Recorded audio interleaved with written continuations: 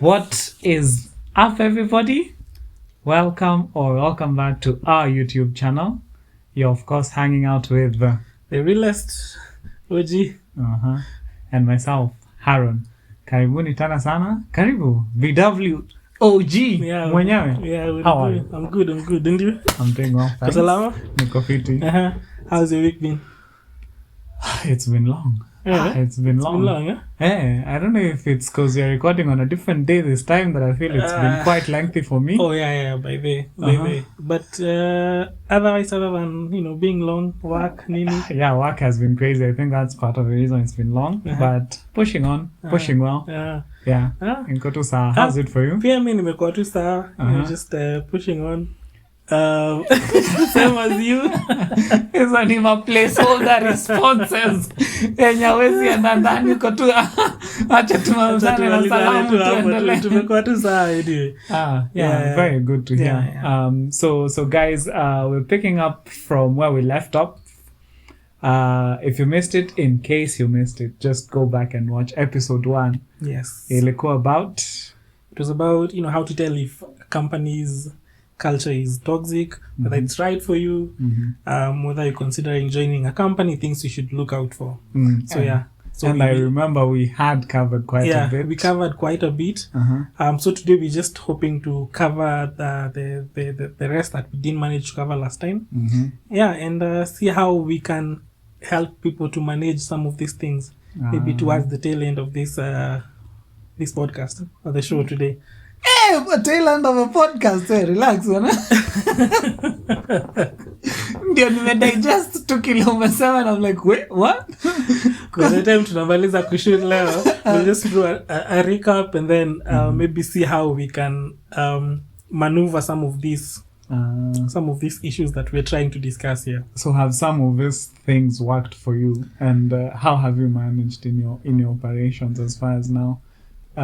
Because like for example, last time we talked about gossiping. So now if someone comes to me, I'm like, hey, OC Church, let's be real. So we are practicing what we are preaching. So because last time we talked about that, we say you don't gossip. So as in say akifika unamzima, you're like Z. I don't want to talk about it. Naweza kosa kumzima directly, but nitakuwa like I'll try like sway that discussion like a soft brush off. As soft. In like okay. Exactly. As in, passing, Yeah. So if you're telling me about, so Mamuli, and by the way, did you watch the game yesterday? As in, I'll just try and take it to a different direction, and then if you're smart enough, and I'm assuming you're smart enough because you're my friend, then you'll just tutajambia to by the way say story. So now that I'm smart enough and I'm your friend and I know and you're deflecting, nikwambia naona ni kama haudai kuongea juu ya vile so alikuwa ametei mpaka naenda ukini confront hivyo ati naona ni kama hutaki tuongee juu ya nini najaribu kuleta story yake hutaki, then I'll tell you like hey by the way I'm so comfortable kama uko na hizo guts za kuniambia hivyo pia mimi ndakwambia basi siko comfortable then. Very interesting. So we spoke about gossiping. And we spoke about gossiping. Quite a few things. We spoke about lack of diversity. In an organization. Again, we said that that would be an indication that maybe that organization is kuna ka favoritism flani ama kuna ka nepotism flani ama ka nini flani. So it would be best for you to just join an organization where every part of Kenya or every tribe, every race, every gender is well represented. It may not be adequately represented, but there's a bit of diversity. At least you see some effort. Yes, at least you see some effort. Because I remember even as we were talking about that, we said that is part of the reason why unapata, there's a company imejaa tu tribe moja. So like everyone is just speaking vernacular there. So if you're from a different tribe, like utakuwa tu una float hapo. You won't get anything. And then we say like it will be uncomfortable for you. Yeah, so English, Swahili, we say those are the official languages. In the workplace, let us just speak those two.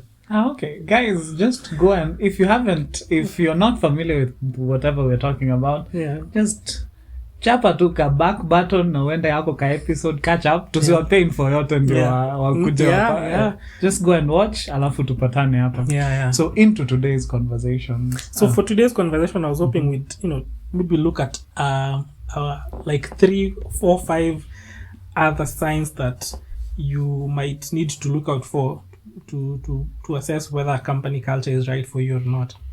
So I think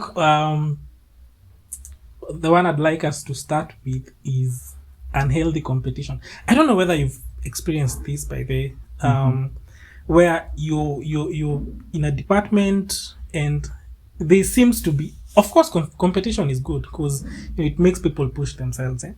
But there's that kind of competition that gets to the point where it's like war now.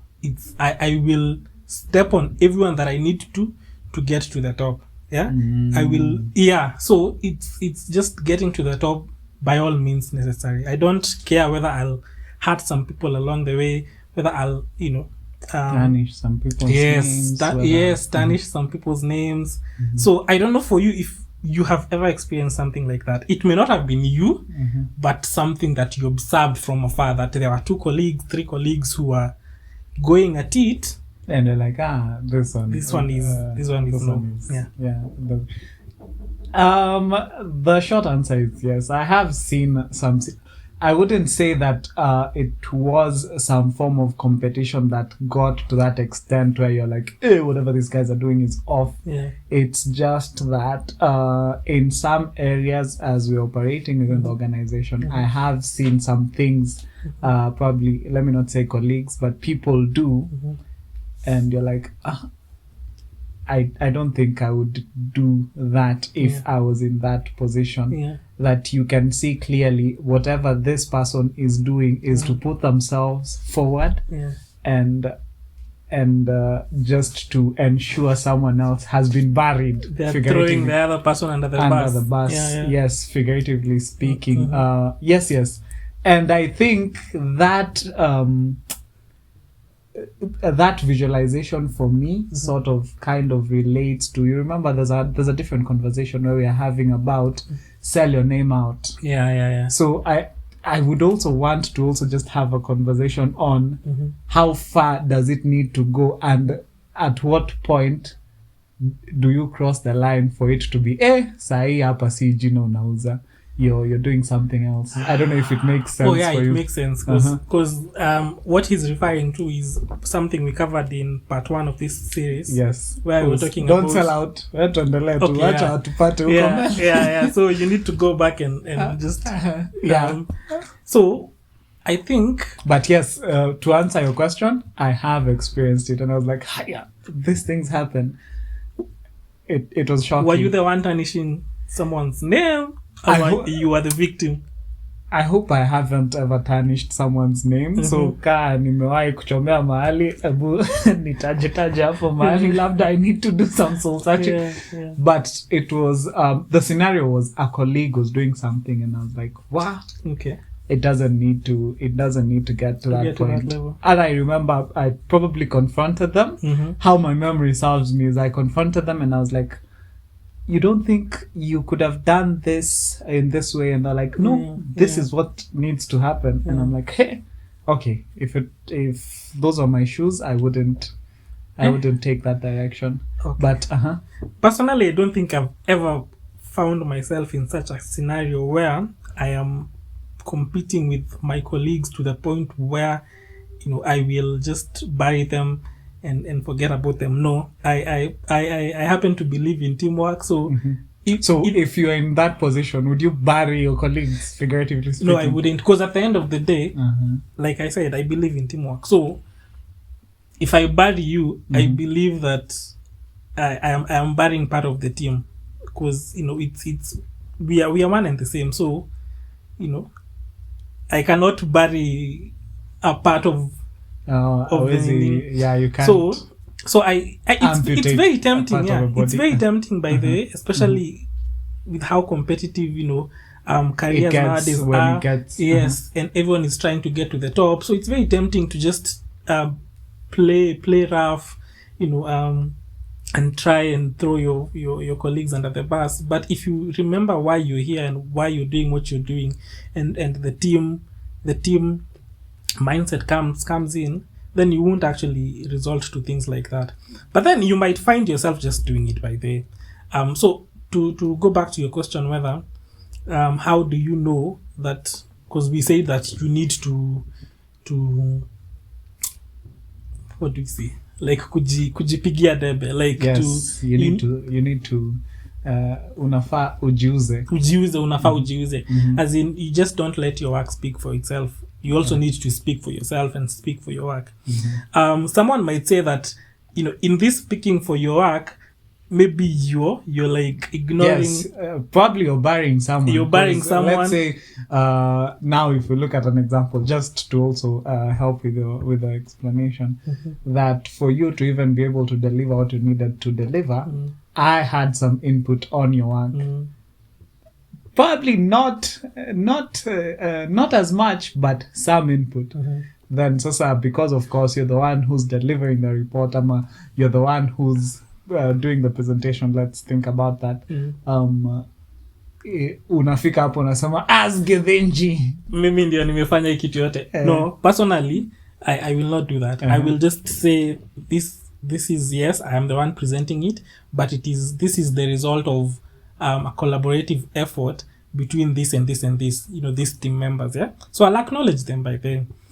Yes, I may be the face of that team. I may be the face of that presentation, but I will still remember to acknowledge these guys, because it has that effect where if you do not acknowledge these guys, then they'll be like, this guy, we helped him, put this presentation together, and then when you went there, he just forgot about us. Or they'll have reservations supporting you next time. Yeah, they will have reservations, and even next time when you're collaborating on the same project, they'll be like, they won't give it their all, So for me, I will not do that. Yes, I will present, but I will acknowledge that these people played a role in us getting to this point. So I will not buy people.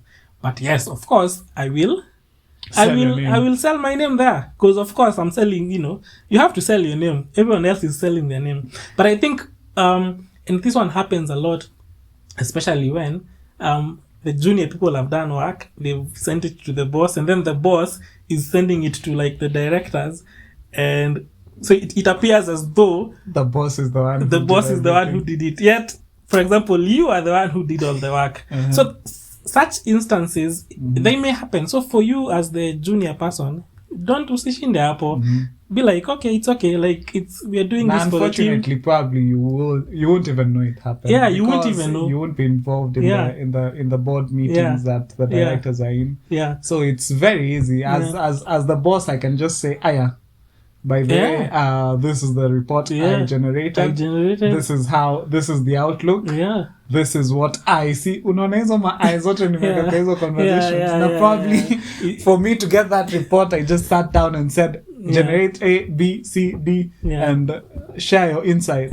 Yeah. So for me, in that case, I wouldn't mind. Like, let the boss take all the glory, and that brings me to one of the the 48 laws of power by Robert Greene. So law number 1 says, never outshine your master. So even if I am the one who has done all that, and I know I'm the one who has done all that, but it's my boss who's presenting, I won't go and start telling people, by the way, I'm the one. No, because in a way you're trying to like outshine your master, and that never goes well for anyone. Just let the master take all let them shine. Even if by some way people come to find out that you're the one who has done this, you're the one behind this, and people start saying like, even that boss is nothing without this junior that is down here. Be humble, tell them no, like deflect all the attention or the praise to the master, because you don't want that friction where the master feels that this young kid here is trying to topple me. So yeah, for me, it just needs some bit of wisdom to navigate those waters when it comes to competition, praise, within the workspace. But this one specifically was for colleagues, where colleagues are just going at it. And by the way, I'm sure even guys out there, you have experienced scenarios where someone is just doing things, they're just doing things, and then you're like, "Aye, by the way, see, I thought we were in the same team." So I'm also interested to see how you guys have handled such cases where someone is clearly going after you, maybe so that they can get that promotion that is due towards the end of the year, or you are even the person that is doing that to someone else. You're going after them. I'd like to hear your experiences when it comes to that. Because I'm sure it happens a lot. People may not be very willing to like come out and say, "Yeah, baby, me, I had this very unhealthy competition with my colleague," but I know it happens. It does happen. Every single day. Happen, and I think a lot of people experience it because, again, we are living in times where you won't get any training that this is how you're supposed to operate. So even before you get the wisdom that before you get, I'll call it. I don't know if it's emotionally. It's some type of intelligence. I don't know what to call it. Before you get that intelligence that, hey, because we're human beings, because we operate, because we'll need each other tomorrow, I need to handle some things some type of way for the longevity of how we will be running within the organization. Before we get to that point, unaweza pata you've done a lot of damage that when you come to that realization you're like by the way. And I think with the discussions we've had, more or less we have tried to outline a healthy organization, healthy competition within an organization. So what else do you think would be unhealthy about the competition that's being served? You've mentioned that you haven't experienced it, but you've seen it in some people. You see, there's something you were saying there, where for example, someone is supposed to show you something. Maybe you're new to a certain role. Someone is supposed to induct you into something, hold your hand, and just train you. But then they are very reluctant to pass on that information, that knowledge. So it's like they just want you to not succeed. So I am supposed to, for example, furnish you with certain information to help you do your job, but I am making it so difficult for you to get that information or for you to even understand how operations work. So you see, in a way, that is, it's interfering with your performance at the end of the day. And everyone will see like, and hey, both our performance. Yeah, by the way.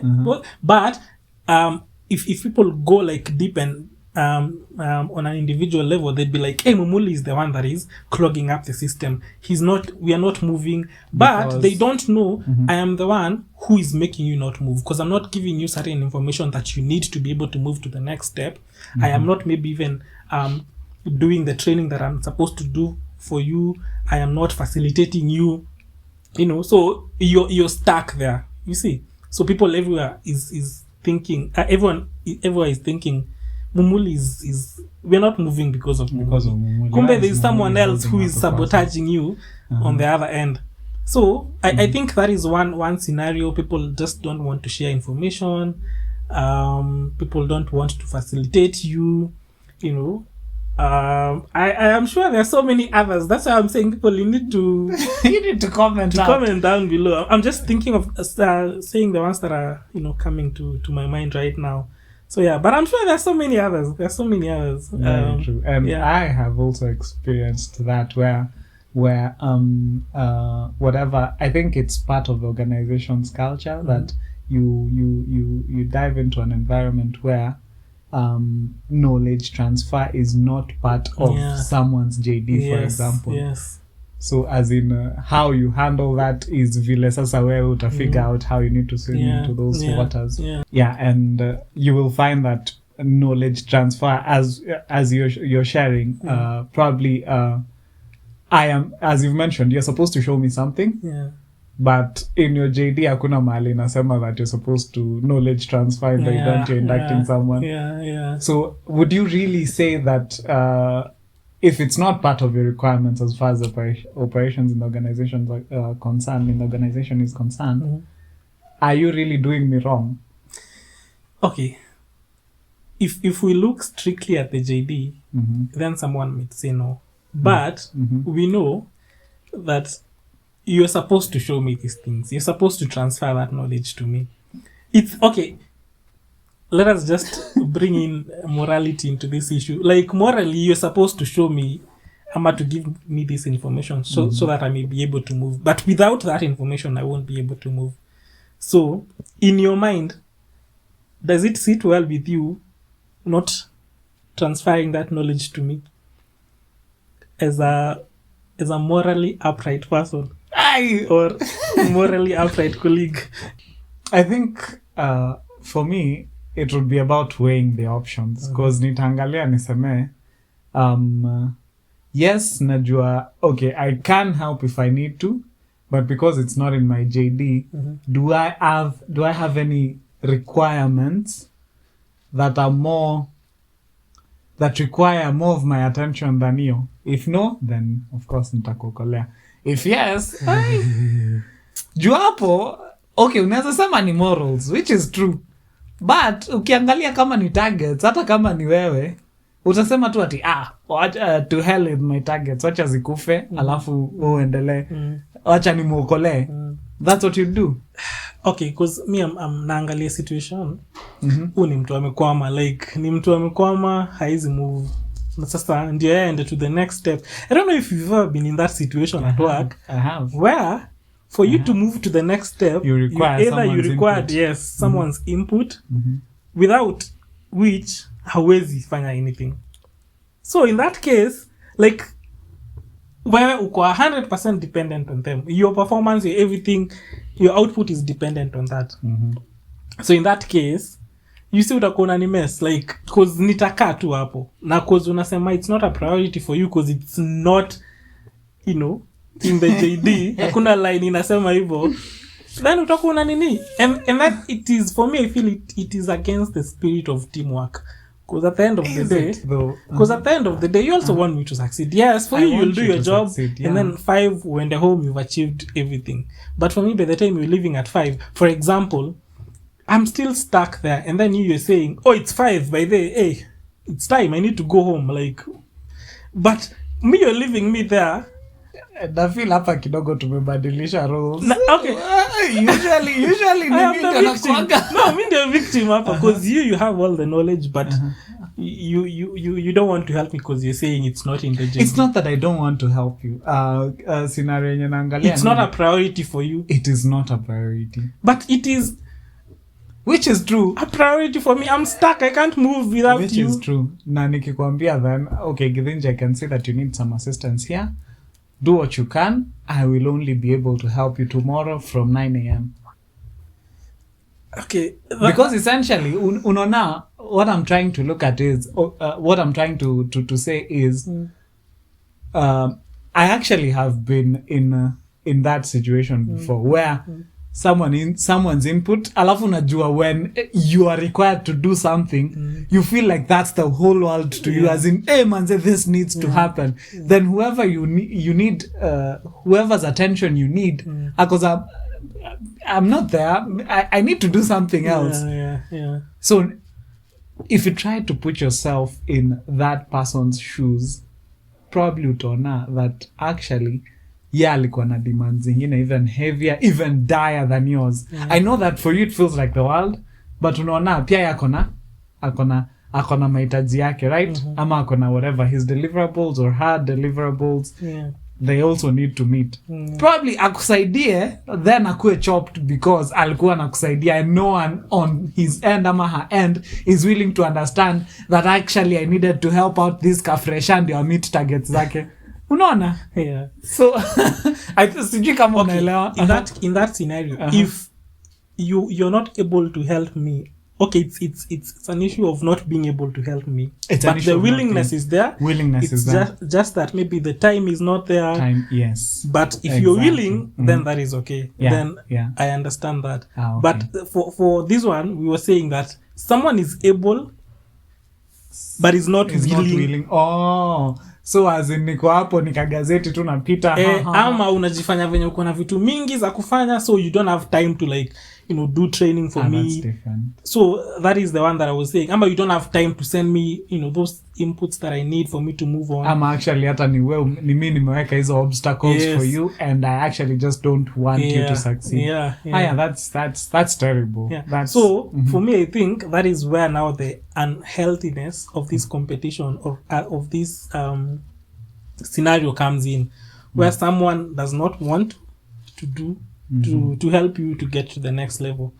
Then because clearly that is sabotage by the sabotage. Sabotage. And it happens by the I'm sure it happens. I'm sure people there have stories where umepatana na mtu they can help you if they wanted to. It's probably even a phone call they can make to someone else, and then it will open some form of doors and paths for you, but then they don't want to do that. Or it's just something as simple as signing something for you. It's so simple, just 2 minutes, you're done, but they don't want to do it for you. Or it's just sending you some information that you need, and they're the only ones who have that information, but they don't want to do it. Or they're just, putting in excuses. They just don't want to do it. So you have to maybe go through other channels. Shiftia goalposts and wanakuzungusha before you're able. That's so for me, I think when colleagues get to that level where they don't want to help each other, then it becomes very unhealthy. It becomes unhealthy. Yeah, I agree. So maybe we can look at another one. I think another sign that the company culture is not that good is when there's too much red tape. And when I talk about red tape, I mean if it's something that you need done. For example, you're in IT, we need to procure a new laptop for a new employee. That thing will take how many stages. So if someone does this, raises a request, the request goes to who, that person approves, the other one, and then it goes to another level, and then another level, and that, 10 levels of approval before we actually even get the LPO out to send it to the supplier to deliver the items. So, for me, I think that makes the system very inefficient because things won't move. There's too much, you need this one's approval, you need this one's review, you need these ones. So things won't move. And me, that one, I think 1-2 people is just enough. I know there's the aspect of risk management, but 1-2-3 people is enough. So even as you're managing risk, don't clog the system such that nothing is moving. Unajonika venye gavazi ukua. For something to be done, there's 50 people that need to look at that thing, and at the end of it all, money will still be stolen. There's so many people there, so there's a lot of cost that we're incurring to avoid this, to mitigate the risk of maybe losing funds. But the funds are still getting lost. So it's it doesn't make sense for me. So I don't know for you if you've experienced that, where it's things are not moving, and it's because of the layers of bureaucracy that are there in an organization. Yeah. Okay, I wouldn't say I've experienced it in an organization, probably in my operations, that you find that kuna a lot of walls that you didn't realize were there. Yeah. As in, you'll find that kuna ka wall kenye kako that you probably needed to consider as you're starting an activity that probably was not shared to you. I don't know if it makes sense that at the start of an activity you're like, okay, these are the deliverables, these are the things that you need to think about. So when you come up with a solution for it, input sasa, whatever output you're giving, you're being told, okay, you can't do it because there's some, you can't have this as the solution because there's because there's So that's as close to red taping as I think I have experienced, but I get your concept that in the event there's too much involvement, too much activities just to deliver something as basic as a laptop, it becomes very hectic kwa sababu even in your operations kuna kuanga na ile fatigue ya delivery that if this is the task you need to deliver it and just to deliver it, it's a basic task. Just vile umesema, unajua mi kama IT ukiniambia kuchukua laptop, wala mi najua tu tafutana quotes engage with procurement, to engage with the suppliers. Actually it's just defining the specifications. Ukishapata specifications kumia procurement watafute na warudi, and you get whatever competitiveness and all that. But if just acquisition hiyo laptop moja hivi, ati sijui procurement lazima ongeleshe HR, sijui lazima wapitie engineering, sijui tena wamalizie, like 10 departments are being involved in just procuring one single laptop, so it doesn't make sense. You get fatigued, and it's not that you don't want to do your job, it's just that you're too involved in just something basic that inakani kama you're not doing anything, because hii kitu moja you've circled back to it so many times that imechukua a lot of your time. You're clogging up essentially or your deliverables. So I get that aspect. For me that one I feel there's a way we can just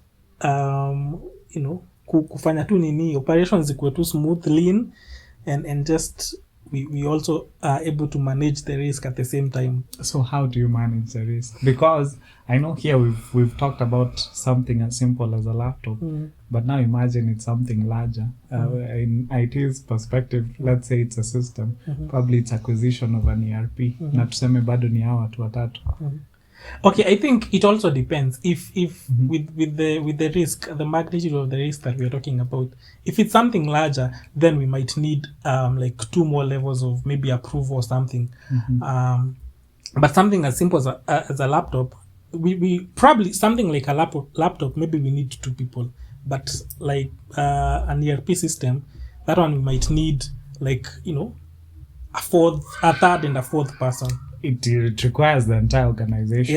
That one might be a bit tricky, because of course. Juu lazima uangalie the entire operations. That one might be a bit tricky. Okay, but just I think it's worth mentioning. For example, the previous organization that I was working for, one thing I liked about that place is how free it was, or how easy it was for you to get to, for example, the directors and the CEOs, the top management there. Like there's some organizations where you couldn't even. I'm sure most people have never even seen their CEO or their directors. Wait a minute, was it just free? Was it easy ama ulikuwa tu jina kubwa? Okay, I know. But I'm sure even you. It depends. It also depends. Unaweza ona ni rahisi lakini kuna watu wanasema I don't know. Me personally, from my experience, anakuja anasema Mr. Githinji because wanajua the shoulders you're rapping. Me from my experience, if you wanted to talk, for example, to the CFO, CEO, the head of human resource, you could just walk into their office and just have a conversation with them. It didn't matter whether you were like, top management, middle management, or just a junior so it employee. Had an open door policy. That open door policy is something that I really, really admired, because you could just go in and talk to them, as opposed to other places where I know for you to actually even get to like just middle level management, it would take you to talk to someone, your line manager talks to someone else, as in it's like you're making an appointment to see someone within your own organization. And some of these people you've never even seen them. For us, we used to just interact with those guys all the time. Like they could just come, say hi, greet people. We saw them all the time. So I really enjoyed that. I really loved that about that company. And I'm sure even you, even you can attest to that. Because that place was, it was easy to just walk into whoever's office. I think I've been fortunate as well, because for me, actually, after high school, all organizations I've interacted with, I've worked with /for, whatever is the term there, have had open door policies. But now the disadvantage that I have experienced as well with just seeing through all those organizations that have open door policies is, do you now get scenarios where we are slowing down the processes because we are more or less we are feeding people who need to be delivering on their duties. We are feeding them with let me call it minutia, as in that nita because I know that you as the probably CFO, mimi kama mkulima kadogo, I know you are the CFO, nikuja nikubishie mlango nianze kukuuliza, don't you think we should start having breakfast? Unaelewa? As in hizi vitu ndogo ndogo. Na probably wako hapo, you're going through a serious report, unaget? Strategy. But I hear you, like, you know, having an open door policy has its pros and its drawbacks, in the sense that everyone might just, you know, everyone will just walk into your office and, you know, just dump all their issues on you, and maybe you have, like, you know, serious things you need to attend to. But I think everyone knew that if it's something small, something that does not require the intervention of this maybe CFO, then I don't need to go there. I can just discuss it with my line manager or just the manager that I directly report to. So you don't have to take it there. And I'm sure even people know that you don't just take anything to that person, because you also have, in a sense, you also like respect their time, so you don't want to waste their time with small things that can be settled just down here. The open door policy, the way I'm talking, why I mentioned it is because if you felt that there was something that needed to be addressed immediately, and you needed a decision made right there and then, and only that person could make it, you didn't have to go through all this red tape to get to that person. You didn't, bureaucracy is immediately thrown out the door, and at least you get you get the attention that is needed, and the decision is made there and then. So I think for serious cases, that is when you go there. So the door was open for serious cases, but for all these other cases, you are wise enough, you know, just to sort them out just at this lower level. I'm really hoping everyone in the organization is wise enough.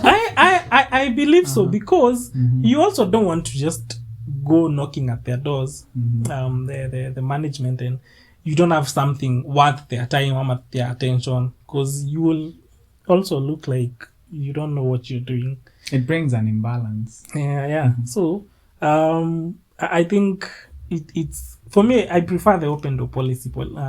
I do personally. I do, but I also do actually.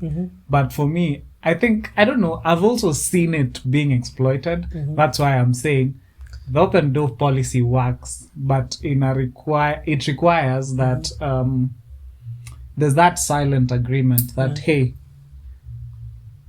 if it's minutia, please don't just open that door, because as far as now operations are concerned, Githinji as the CFO, you realize that 5 minutes of his time is just cream de la cream. So you don't need to waste his 5 minutes with hizo vitu za unasema ati niliona ni kama jana manyasi ilikatwa vibaya, unaget, as in so yes, it works, that open door policy. Okay, it has more pros than cons, but if people decide to exploit those cons, the organization can come to a standstill. Even the CFO, in that instance where someone who works on the compound is coming to them and telling them, niliona manyasi imekatwa. No, the CFO would be, okay, I'm just taking it as an example. Imagine the accountant. Okay, accountant here. Like the CFO would just tell that person, hey, wait, so you just address it with your line manager. Why are you bringing it to me?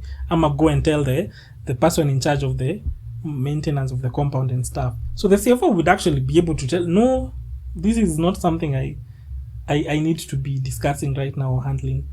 So, and you as the accountant, nini inakupeleka huko juu kuongelelea manyasi surely. What I'm trying to say. But anyway, I hear what you're saying. Yeah.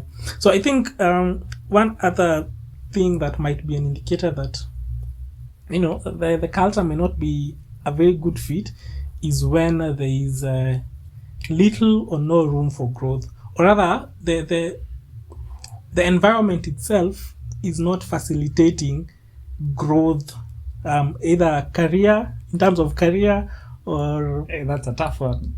That's a tough one. your own growth as a person. So this one, let me just throw it to you, because so have you been in situations where you're feeling that you're not, you've hit the ceiling, there's no room for growth, there's no support, you're just feeling like you're stuck? Okay,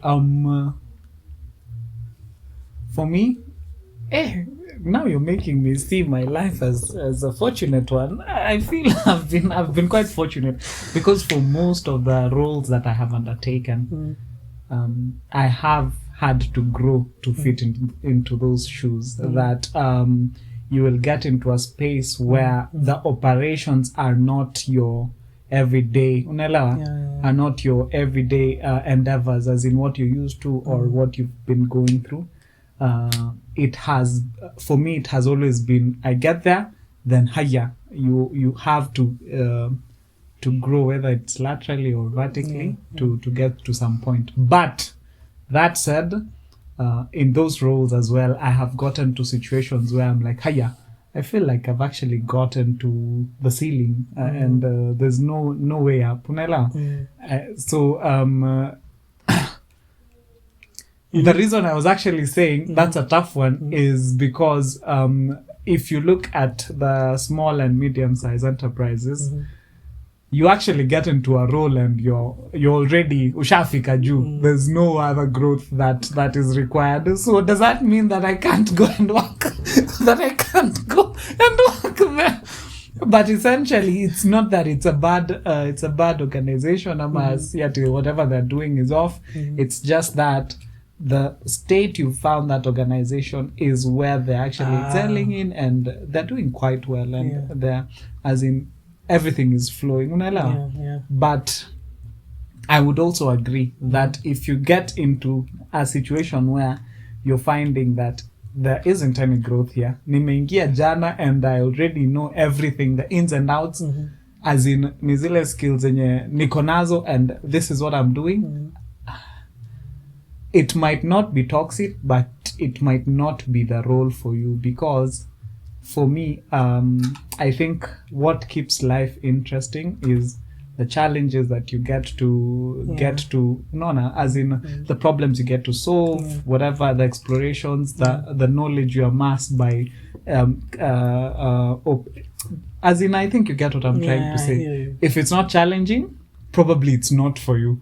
Toxic, probably as well. I'm sure there are some organizations where it has in your department there are 6 levels up, but you are always there pahali uliingilia.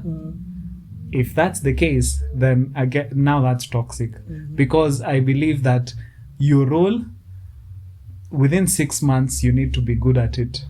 Within a year you need to have mastered and brought in innovations that make the processes easier.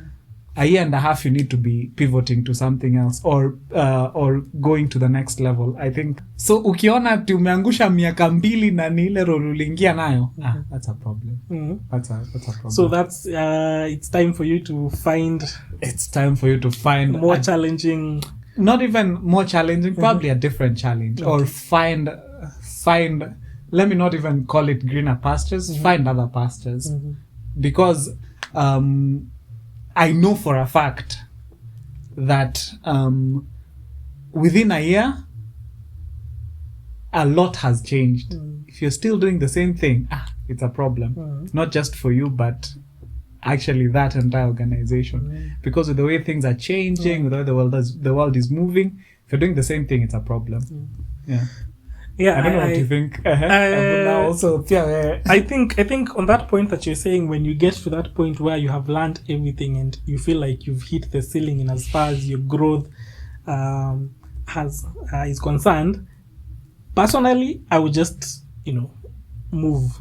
Let's say move to a different company or a different organization. Because kama ni yako ka SME, the SME that you're saying, where you've gotten to the top, and there's nowhere there's no more room for growth, like ushafika hapo mwisho, but you know that there's still a lot more to be learned if you are, for example, in a bigger organization or a, you know, a multinational one as opposed to, you know, a smaller like national organization. Then you need to move for you to allow yourself to grow. So for me, if I find myself in that situation, I just move.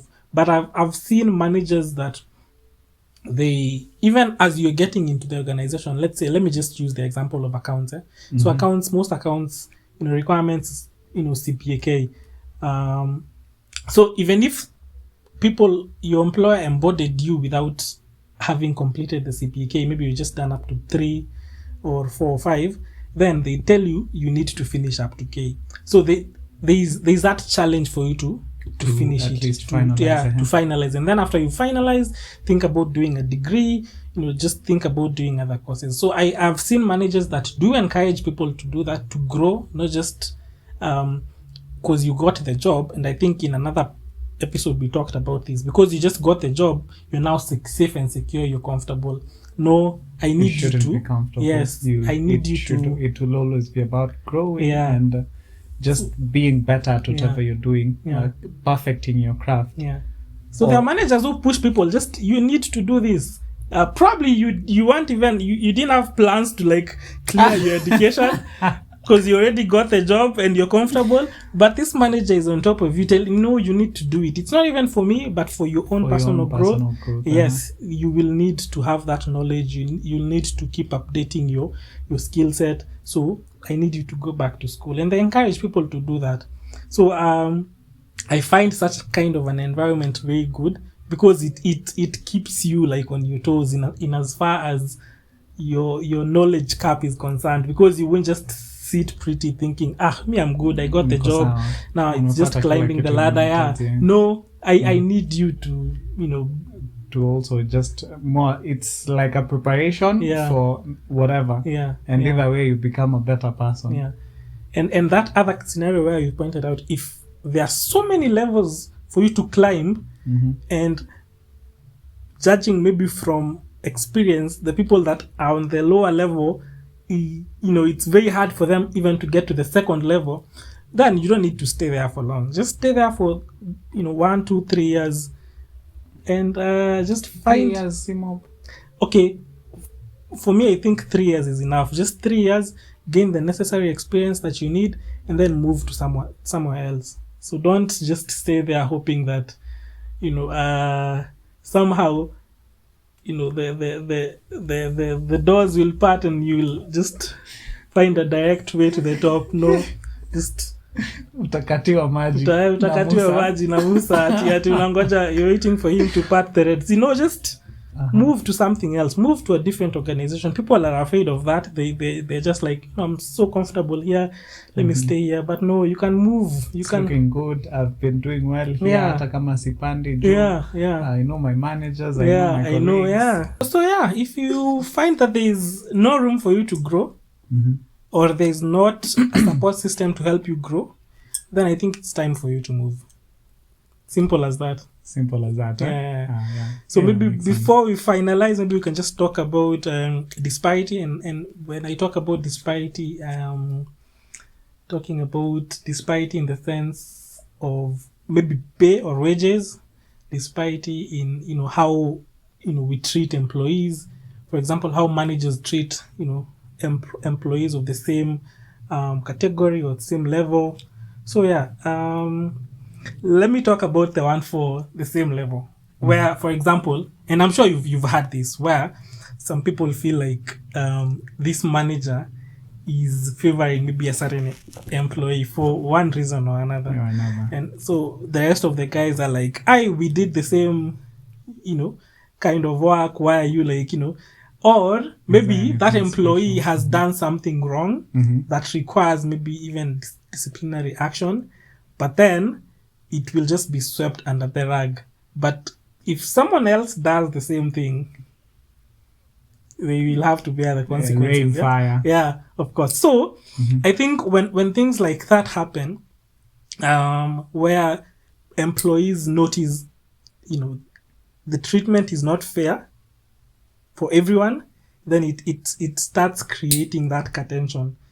Even among the employees, where they feel that you're being favored, Nani likes you, the boss likes you, or it breeds that toxicity. Yeah, there's that toxicity that eventually just comes up. So for me, if you find yourself in such a scenario, it's time to just before you get to that point. Yeah. And funny thing, I think there's this lady on LinkedIn called Bridget. The second name I can't remember because it's a mouthful. Bridget Hyacinth. I'm not sure. Maybe we can put her name down here. She says, Bridget kuja tu jitaji hapo. Bridget anaweza kuja ni vile tu. I think she's in the States or the Caribbean. So there's this post that she posted the other day on LinkedIn, and then it was saying nothing will kill a great employee faster than watching you tolerate a bad one. So it speaks more or less to what we are talking about, that if someone is doing something wrong and they're not getting their They're fair, not reprimanded. yes, then the rest of the employees who are are actually doing well, and they it will kill their spirits, to be honest. They'd be like, if you're not treating, why have I been doing this for this long? If kama whatever this other person is doing is just clearly it's whatever they're doing is wrong. Yeah, I've been doing the right thing for this long. Na kuna hapa kajamaa tu kamejileta kama fanya. Yeah. So it will make some employees feel there's really no point in So again, slowly that toxicity starts. I would actually go to say that toxicity spreads a lot faster in such scenarios. Unajua hizi zingine unaweza ficha, tunaweza sema it's departmental, but if it's noted that, for example, Githinji again, tukuweke tu your role ya CFO, and it is known within the organization that kuna the golden children, wacha tuseme you're the golden child, there is no wrong as far as unaelewa. Githinji huyu akifanya mbaya, it's not bad, we just need to move on with it. It will actually, I would go to say that it would kill the organization, because it's more or less whatever scenarios play in the household, that kama kuna kijana kamoja kenye anafanya tu vitu mbaya, and the parents are like, you could do no wrong, it just becomes terrible to stay there. So as in kutakuwa na a lot of mali, hata kama ni chini ya maji within the organization, kutakuwa tu na a lot of things that unaweza kaa chini useme, is this really an organization? So in that scenario, hapo sasa ndio mimi nitasema run my friend. Ukipata that it's unfortunate to say, and unfortunately you will find scenarios, utapata that kuna places zenye probably kuna golden child, huyo aguzangwi, ule aguzwangi ile yenye huyo ukitaja hiyo jina hata kama mko in an argument na yeye na ni yako in the wrong, unakubali makosa ni yako, unakubali, inabidi ukubali makosa ni yako, na probably it's not even your role. JD yako inasema kazi yako imeishia hapa. So again, it's your role, you get as in there's also this thing where I find in organizations where, for example, we are the same department, same level, and then I am a very I'm a hard worker, so I perform my duties 100%. Mimi nakwanga ule mse, and then you on the other hand, you are subpar, below average, like you don't perform as well. So in most cases, what happens, you'll find that the manager or our boss will take part of what you're supposed to do, ama ile kazi apparently imekulemea, ananiangushia because mimi inakaa mimi naweza hii kazi, so I end up doing a lot more na mnakula kwa pocket, mnakula possibly tunakula the same amount of money when it comes to salary. So hiyo pia ita create kwa nini, because I'll see that when we started we all had work, equal work, equal pay for equal work.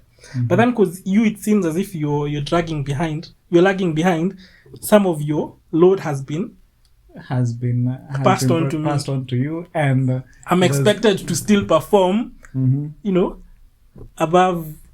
So it again, it will create some resentment. I will resent you in a way. I will resent the boss, and that friction starts, in a breed to So and that actually brings us to that point of despite in pay. Because if I'm doing a lot more work now and you're doing a lot less, but the pay is the same, then there's some disparity there. There's something that's off. Very true. Very true. So I don't know there how.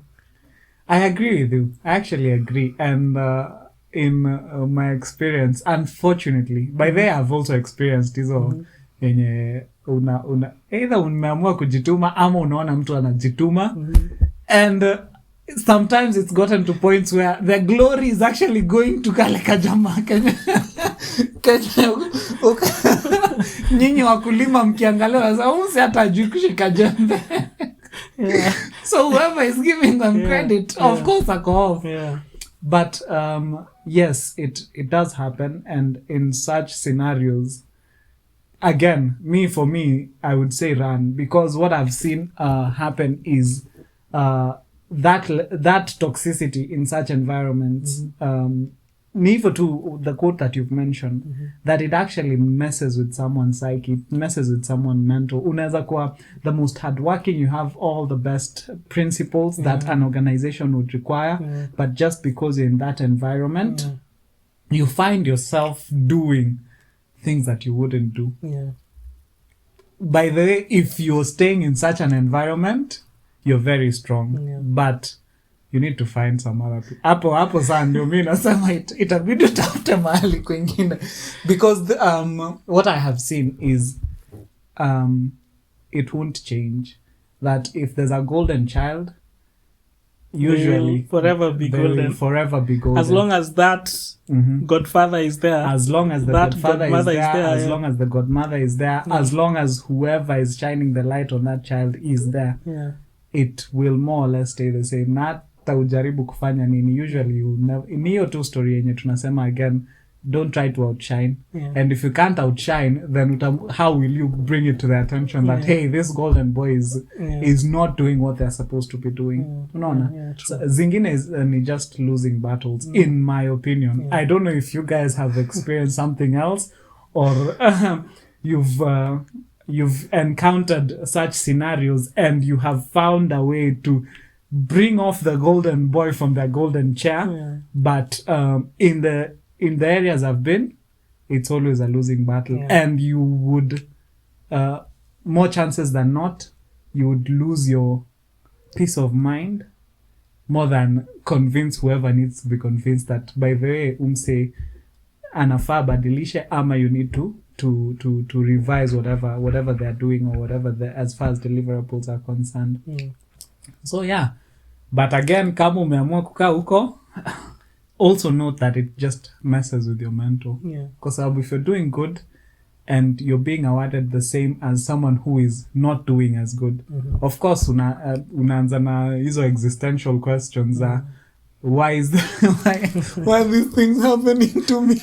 Mbona ni mimi nakaa mpaka saa 4 usiku kwa ofisi and all that. Then you'll start becoming bitter. Start becoming bitter, and that's the toxicity we're talking about. That sometimes it's not that ni wewe ni toxic, it's you have been in an environment that now triggers this side of you that you are not very comfortable with, but it's more or less a response because of all that has happened. But given the right conditions, given the right environment, probably you'd be a better person. Probably you'd be performing, probably you'd be doing your job, you'd be doing everything as required. Lakini because hapa kuna kaboss kameamua you hata ukae mpaka saa 6 usiku, bado tu naambiwa na hujamaliza. But hata mimi advice would be the same, just move, find I don't want to call them greener pastures, but find pastures. Find other pastures by the out there. Find other pastures. There's a point you had also mentioned about, I think we need to slightly talk a bit more about it before we summarize. Your pay gap, the disparities in pay. Let's also address it kidogo. I need to know what you think about it. I think organizations, from my limited experience working. Limited. Jamaa hapa I don't amechapa. Okay, sawa, acha tu tuachie hapo. Ile experience niko nayo utafanya watu washinde kwa hiyo nimefanya kazi 40 years. So but nakumbuka ulinianika hapa mpaka watu kuna two mathematicians mahali wanasema according to X Haron is ulinianika hapa siku fulani. Ushapiga hesabu. Imagine. But from my experience, organizations tend to lean towards minimizing their costs as much as possible. So, and one of the major costs that organizations have is salaries and wages. So they will try and, minimize the wage bill as much as possible. So, and that's why you'll find scenarios where you're going for an interview, and maybe the position that you're going to interview for, the organization had budgeted for 250,000 as the pay. But you, because you haven't maybe done your research, where you were working previously, you were earning 50,000. You go in and then they ask you, how much do you expect? You say 70,000.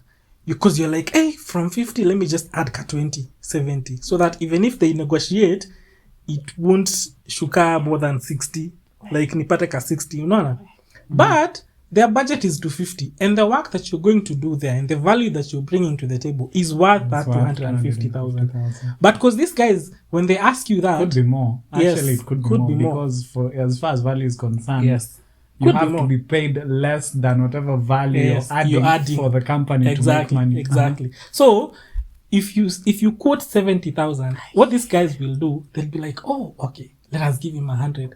So when you're getting that contract letter or offer letter, you're seeing they even added 30K above the 70 that I had quoted. This is the best organization ever. As in, I am just leaving the other one straight to this one. Then a few months down the line, after you get in, you realize the work that you're doing is not worth this 100,000. And you realize that all your colleagues within the same level are earning 250,000. What does that make you feel, by the way? It breaks you, by the way. It's very unfortunate. Because you see, for them, the organization, they want to and most organizations do that. It's only a few that even if you quote that 70, they will give you that 250 because they know that is the work that you're bringing to the table. But most will be like, okay, let us just try and minimize this wage bill as much as you can. But in so doing, you're conning someone. Yeah, you're conning someone, and it's very unfair. Okay, yes, even for the employee, I'd say, do your research, just know your value, know your worth, know what you're bringing to the table to avoid being taken advantage of by employers. Yeah, but I've been to an interview where I wasn't shortlisted because I quoted too low. Really? Yeah. You're not serious? I'm very serious. Exactly the scenario. I would wish you quoted too low. Yes, I quoted. As in, you didn't quote too high, because usually that is what happens. You are not shortlisted because you quoted too high. So from where I'm sitting, actually nilienda nikasema, hey, yes, I want X. They're like, X. They're like, by the way, you have a lot of good qualities, but you're asking for too low. We're sorry. Now that is a sign that is a very good organization. It could be, but if I know that is just one factor that we are looking at, but they are not like taking advantage of your lack of maybe knowledge of the value that you're bringing in. Let's just say your lack of maybe research and whatever. They're not taking advantage of that. They're giving you what exactly this job is worth. So for me, I think that is good, by the way. And I'm assuming that from there on, you did not quote as low as you quoted that time, because at that time, that's the value I felt like I was adding. Really? I was just fresh off, and I'm like, for me, I've done my calculations, and with what you've said you need me to do, I know I'd be okay if you. You didn't even do what is the market rate that is being paid for that position. I think also guys also share in the comments.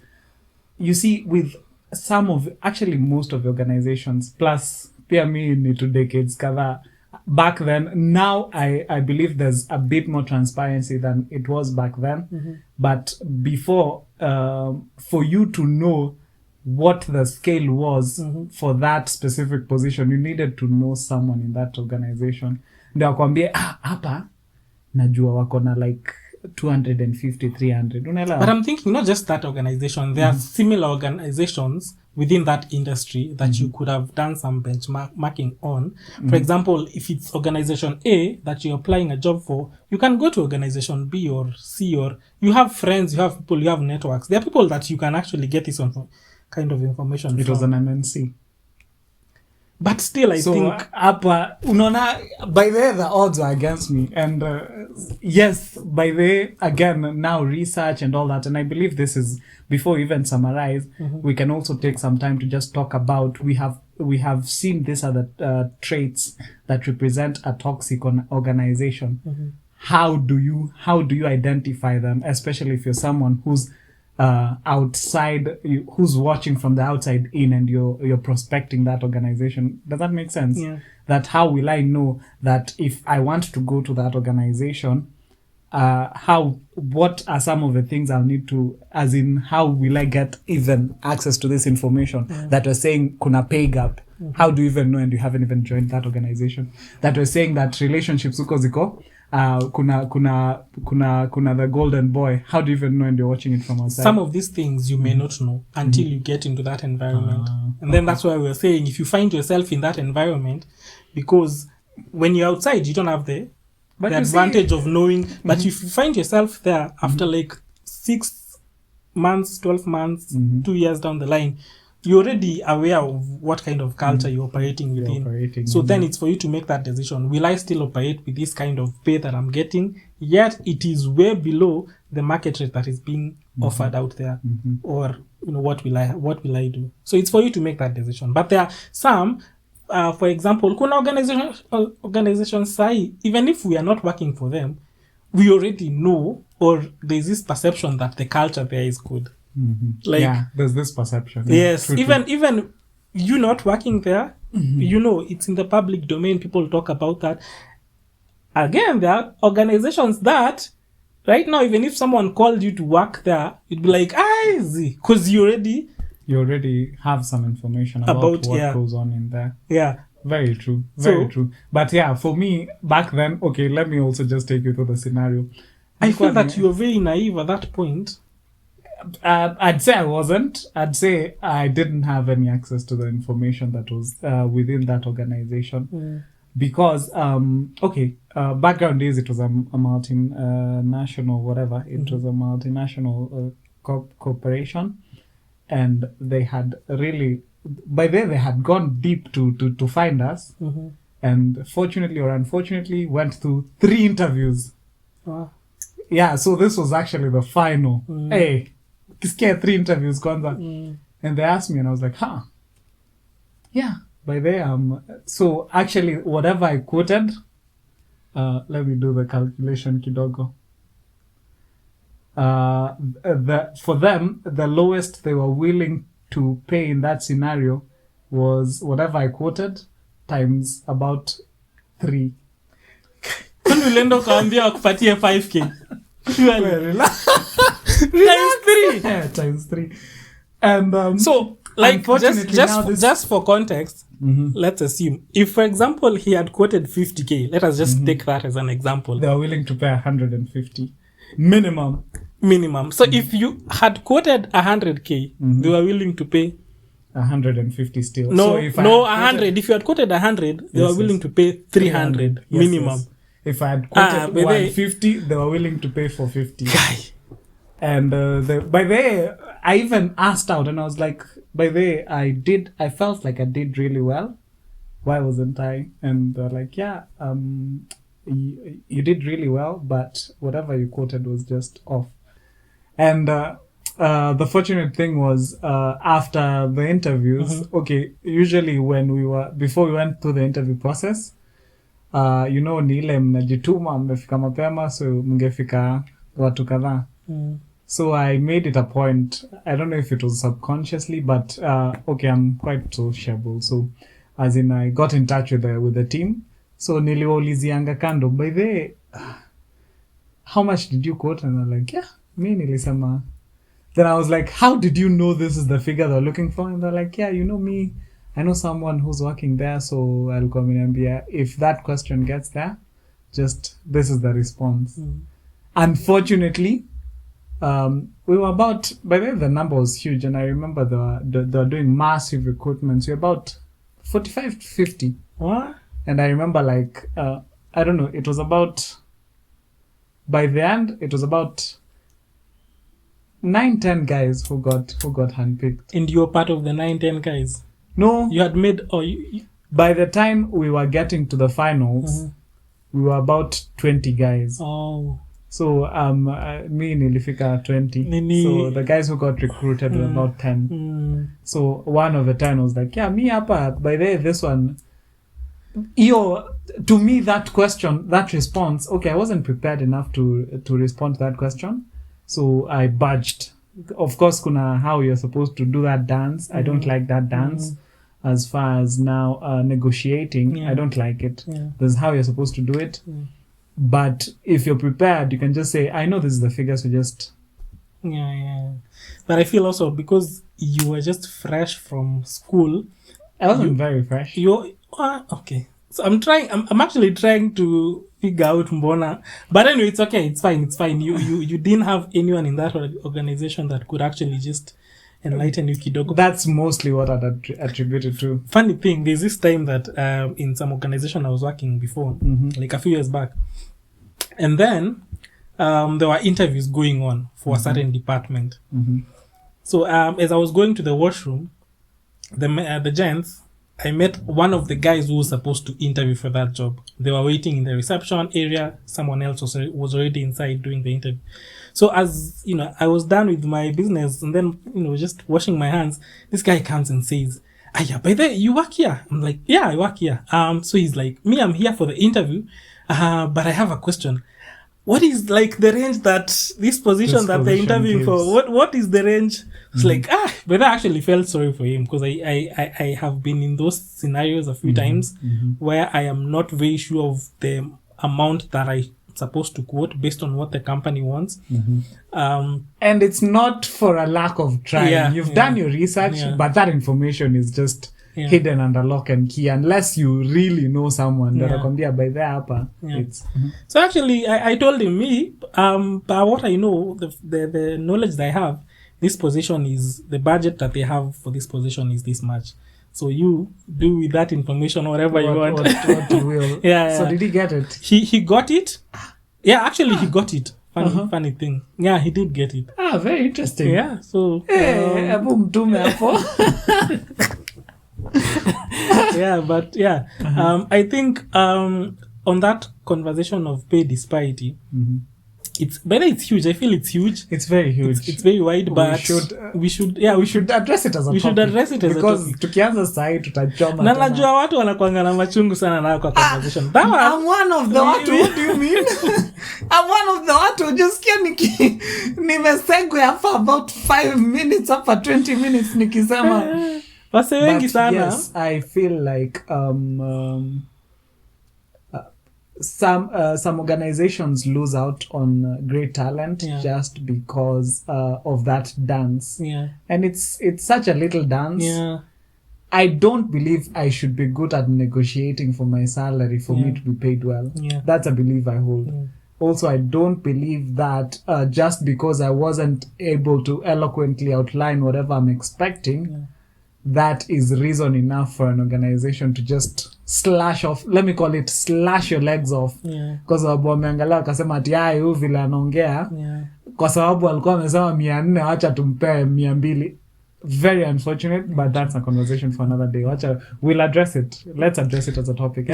So okay. I think for now we have covered quite a bit. If there are any topics that you guys think we have not talked about, any areas we haven't mentioned, maybe you can just share them on the comments down below. Then we'll look at whether we can talk about more them. Than happy to just address, because I know we haven't exhausted everything, and I know whatever we have talked about is from an insider's perspective because we've experienced it within our organizations.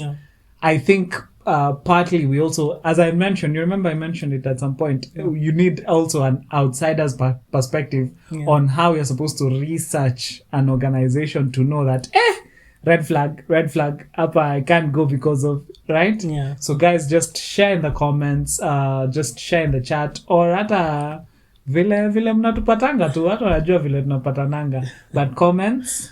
Yeah. Remember to also like the video. It apparently it really helps with the YouTube. Apparently, I didn't know. Yeah, I also didn't know. Just kumbe ati watu wanafaa subscribe. What? Yeah, so si ati tuna release to content na tuko saa ati apparently people need to like, share, subscribe and comment for us to do. So guys, do the thing. Kama kawaida, it's been us. Thank you so much for hanging out with us. Until we catch you next time. Deuces,